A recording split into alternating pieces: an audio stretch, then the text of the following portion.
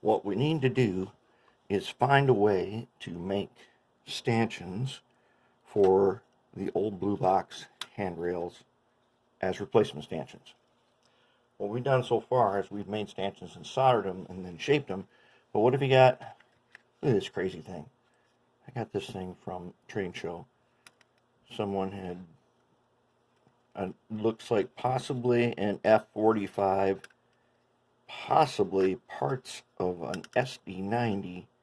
I don't know, but they made it together and put it on top of an SD40, and it's crazy. So this is going to be our tester right here, because it happens to have handrails that are not in place and some are missing. What we want to do is make, remember these stanchions right here? They're flat wire, little bent over a foot. You put it in there, and then there's a little round piece, and you would clamp that down with the pliers and put them on.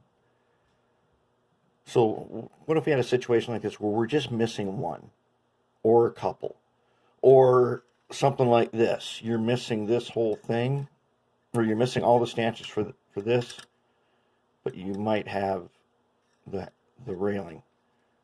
For whatever reason, sometimes you need these old stanchions. Can we fabricate one from scratch? I'm going to have to say that yes, we can, because I made one right here. I haven't clamped it down yet, which I'm probably not going to, because this handrail that's on here is definitely going away. Do you see mine? Mine's right there. And it has the little loop. How did I do that? Didn't use flat wire. And the reason I didn't use flat wire is because, according to the jewelry lady, if you need flat wire, you need to make it yourself. That's just how they do it.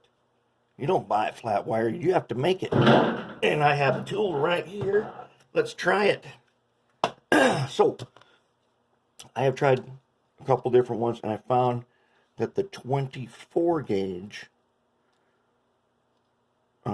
this is copper wire, silver plate. I don't know, it was some cheap stuff that they had at Joann's Fabrics in the jewelry making department. This stuff is really super bendy. So this is how they do it. So far, I've made 3 of these so far, but they're easy enough. I'm pretty sure I can show you how to make it. So I'm going to cut off a little piece, about like that. And when I was there, I picked up a jeweler's anvil. And I've got some little ball peen hammer here. I don't know where I got this. Probably at Harbor Freight.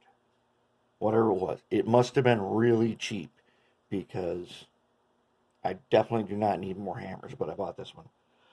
Okay. You take it on your little anvil, and you remember on my workbench I've got this guy. Probably work as an anvil. Not as nice as the real anvil, but probably would work. The nice thing about the real anvil is the top is really flat. So I'm going to take the peen side, and I'm going to go ahead. First I'm going to straighten it out a little bit. The jewelry lady's got an interesting way of straightening long pieces of wire by putting them on a flat surface. And then she's got a cut off end of a 2x4, about the size that would just fit in your hand. And she puts the wire under it and then rolls over it with this 2x4 for a little bit, back and forth. And she gets a very nice straight piece of wire with no kinks in it. It's pretty cool. Alright, if I can get this thing straight.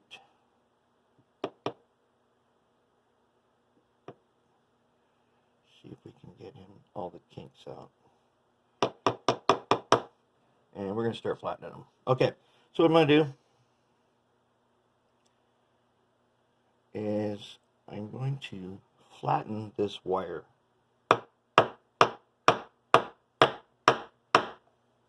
Once it starts getting flat, you don't have to worry about it rolling over.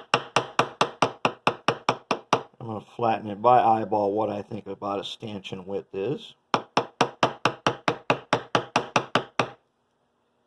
Close enough. Now I'm going to take the little round edge pliers I got at Michael's in a jewelry making pliers set, which was only a couple bucks. It was pretty cheap. So these are the cheapest tools. They have nicer tools that cost more money there. Let's see, I got some bends in here. I'm going to take my lineman's pliers and I'm going to just see if I can't straighten it out just a little bit. Not bad.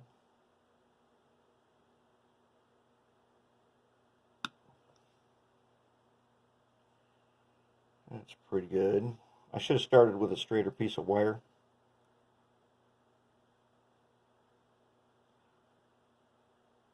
But I would say this will be just fine. Yeah, that's close enough. It turns out that this wire is probably way, way longer than what we need. So I'm going to take my little round nose, clamp onto just the tip here. First, I want to bend it backwards. Right? No, wait. I do, but I don't. Okay, so I'm going to make a partial hook. Okay, now, because of the way Athearn stanchions are, I need just a little slight bend backwards, and then I want to bend the hook around.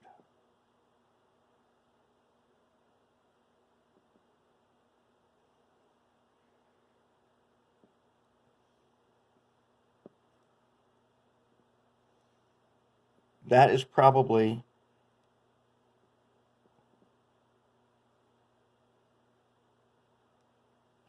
close enough.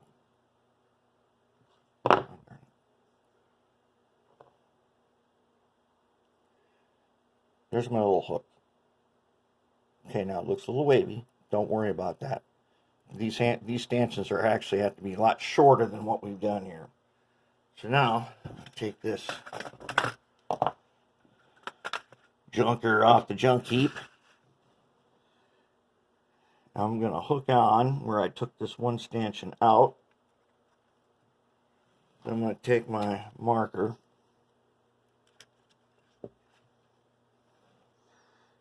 and I'm going to put a mark where I want to bend it.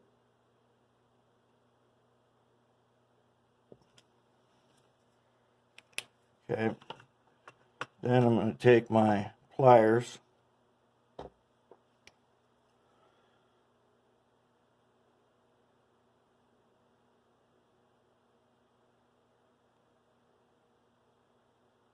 I should be using the lineman's pliers to do this, but it'll still work. This wire is super soft. Okay. Now, since these holes were drilled definitely all the way through, I'm going to go ahead and put them in there about like that. Then, well, we might need our tool here. Remember this guy? Our coat hook, handrail, heat sink, benderizer, holding tool, coat hook. Okay, and I got it up there. All right, then I'm gonna bend it over. As usual, it's hard to do this and so that you can see what I'm doing, but I got them. Done. I can trim off that bottom piece right there later. But now, I have a handrail that once painted. That is definitely not the best handrail, or not the best stanchion in the world, because they used that piece of wire that wasn't straight. But here's my other one I put on here, and that one's pretty straight.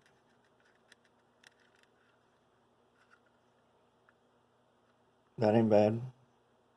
Basically, I made a stanchion, flat wire stanchion, and it only took us 10 minutes for me to explain to you everything, and then do it too. So anybody can do this. You don't need a fancy setup, but if you find a piece of metal, big heavy piece, and remember when I talked about my workbench right here? There's a 4x4 under here. good hard point to put your stuff when you want to use the hammer. What you don't want is this. Okay, that's what you don't want. You want this. You hear the difference? You want a good hard point for using that. So where can you find different types of anvils? Well, if you have Harbor Freight, those blue bench vices happen to have a little anvil on the back. They're good. You could make something. I've got a cut-off section of railroad rail. That's a little heavy to move around, but you could definitely do that. If you got one of those little cut-off ends from rail, you could use that. There's all kinds of things. You'll find something. I bought this because I had a 50% off coupon. So this thing, I don't remember what it cost me, but altogether with the tools and the wire and stuff, it was still less than 30 bucks using a bunch of coupon specials. And that's it. We have now constructed an Athearn Blue Box stanchion for replacement purposes. You could do an entire locomotive doing it that way, but the way we made stanchions yesterday is just so much easier and so much faster. But you could do this. If this is the way you want to do it, you could do this. But if you need to replace one, there it is. Make your own. It's that simple.